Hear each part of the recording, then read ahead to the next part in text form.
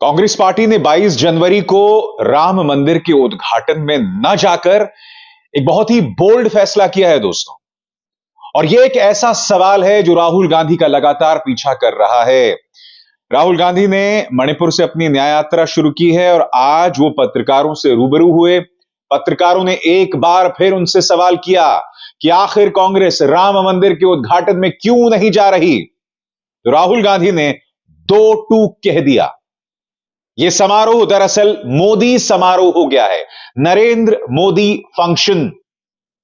इसमें कहीं ना कहीं भाजपा और आरएसएस राजनीति खेल रही है, लिहाजा इसमें धर्म की जगह कहां है।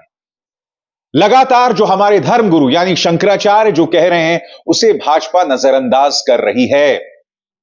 यह समारोह कहीं ना कहीं नरेंद्र मोदी की राजनीति तक सीमित रह गया है। राहुल गांधी ने करारा प्रहार किया अपने प्रेस कॉन्फ्रेंस में। उन्होंने क्या कहा, आइए सुनते हैं। तो ये राम मंदिर 22 तारीख का फंक्शन जो है, ये राजनीतिक फंक्शन बन गया है।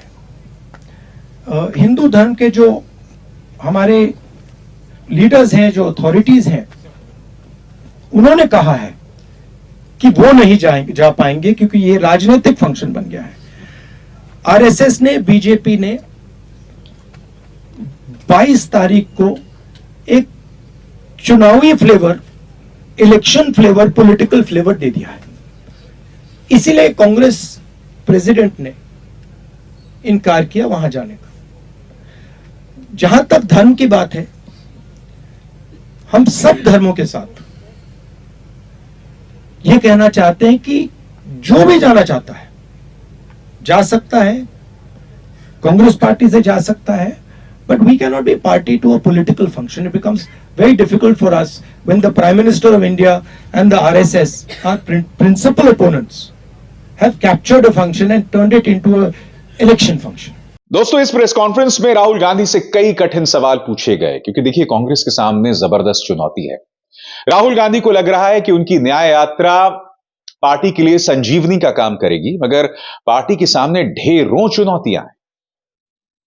हिंदू होने के नाम पर जिस तरह से कांग्रेस को गोदी मीडिया बदनाम कर रहा है, इसके अलावा सीट शेयरिंग को लेकर जिस तरह की चुनौतियां इस वक्त पार्टी के सामने हैं, ये तमाम मुद्दे हैं जो कि लगातार राहुल और कांग्रेस दोनों के लिए चुनौतीपूर्ण साबित हो रहे हैं। राहुल गांधी ने कहा कि मेरे लिए हिंदू धर्म के मायने अलग हैं और मैं कभी भी अपना आपा नहीं खोता, और अपना हिंदू होना मैं कभी भी अपने आस्तीन पर या अपनी शर्ट पर उसे पहनकर नहीं चलता।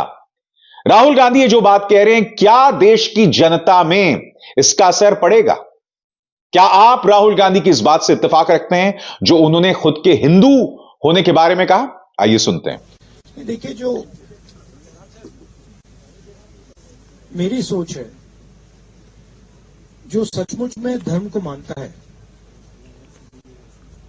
वो धर्म के साथ पर्सनल रिश्ता रखता है। वो अपनी लाइफ में धर्म का प्रयोग करता है। जो धर्म के साथ पब्लिक रिश्ता रखता है, मतलब जो धर्म यहां पे पहनता है, वो धर्म का फायदा उठाने की कोशिश करता है। मैं अपने धर्म की फायदा उठाने की कोशिश नहीं करता हूं, मुझे उसमें इंटरेस्ट नहीं है। मगर मैं जो धर्म है उसके जो प्रिंसिपल्स हैं उससे अपनी जिंदगी जीने की कोशिश करता हूं। तो मैं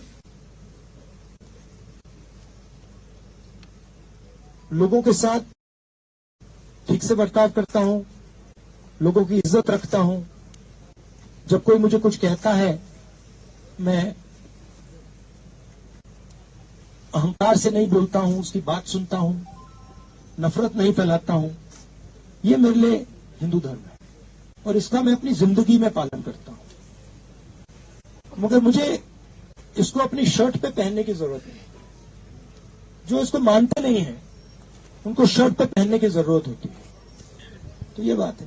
तो जैसे मैंने कहा दोस्तों, राहुल गांधी पर लगातार निशाना साधा जा रहा है।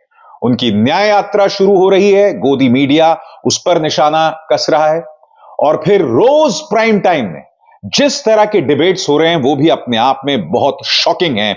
इन तमाम मुद्दों का जवाब राहुल गांधी को देना है और दे भी रहे हैं। गोदी मीडिया के खुलेआम पक्षपाती कार्यक्रम आपकी स्क्रीन पर। पहले देखिए, राम मंदिर का भव्य कार्यक्रम खराब करने के लिए कौन षड्यंत्र रच रहा है। भड़काऊ भाषा के तेवर देखिए। फिर सामने 2024 में राम करेंगे किसके साथ न्याय। आप देख सकते हैं कि राम के लगभग बराबर प्रधानमंत्री नरेंद्र मोदी को दिखाया जा रहा है। यानी कि यह चैनल पहले ही फैसला कर चुका है कि राम किसके साथ न्याय कर रहे हैं। फिर देखिए, मोदी ना होते राम मंदिर बनता नहीं, लिख कर रख लो। चैनल के तेवर, चैनल किस तरफ झुका हुआ है, साफ तौर पर दिख रहा है। फिर यह देखिए, श्री राम की ताजपोशी, परेशान विघ्न संतोषी। श्री राम को रोकने की आखिरी कोशिश, राम को रोकने की आखिरी कोशिश। गौर कीजिए दोस्तों, राम को रोकने की आखिरी कोशिश। चैनल्स किस तरह से अपने दर्शकों को भ्रमित कर रहे हैं, भड़का रहे हैं, आपके सामने इसकी मिसाल। और यह देखिए, नेहरू को घसीट लाए। जाने राम मंदिर से पहले किस मंदिर की हुई थी प्राण प्रतिष्ठा।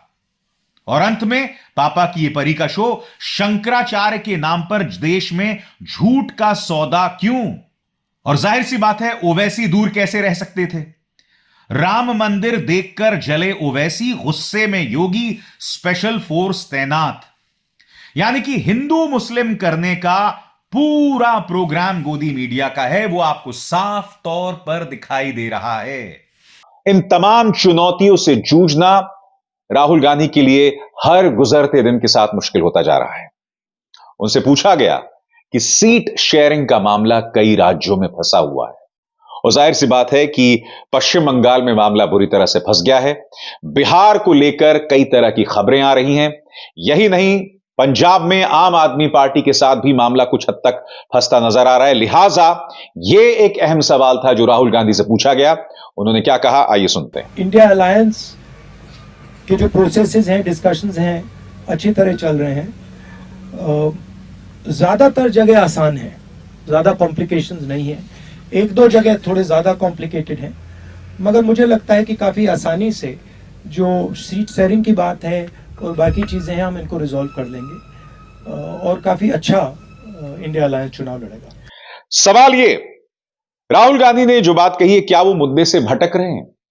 उनसे यह भी पूछा गया कि नीतीश कुमार को लेकर काफी असमंजस बना हुआ है। अब मैं नहीं जानता हूं कि यह सवाल किसने प्लांट किया, मगर पत्रकारों ने उनसे यह तक पूछ डाला कि नीतीश कुमार अब भाजपा के खेमे में जाने वाले हैं। हालांकि यह सवाल काफी हद तक अव्यावहारिक इसलिए लगा है क्योंकि आपको पता है कि अमित शाह स्पष्ट कर चुके हैं कि नीतीश कुमार इस बार खुद भी कोशिश करें तब भी हम उन्हें बर्दाश्त नहीं करने वाले हैं। वो वापस आना चाहें तो उनके लिए रास्ते बंद हैं। नीतीश कुमार के सवाल पर भी राहुल गांधी ने क्या जवाब दिया, आइए सुनते हैं। नहीं, देखिए, इन चीजों में फ्रैंकली बोलूं तो मीडिया इन चीजों को बहुत ओवरप्ले करता है। जो मीटिंग में मूड था, जिस प्रकार से बातचीत होती है, जो ह्यूमर होती है, भाईचारा होता है, उसको आप बताते नहीं हो। आप एक मुद्दे को उठा के मतलब मेन इश्यूज को बना देते हो। देखिए, there is mutual respect and affection between the leaders of the India formation, and the India formation is a ideological formation that is placing itself in opposition to the idea of the RSS and the BJP. I am very confident, मुझे बहुत confidence है कि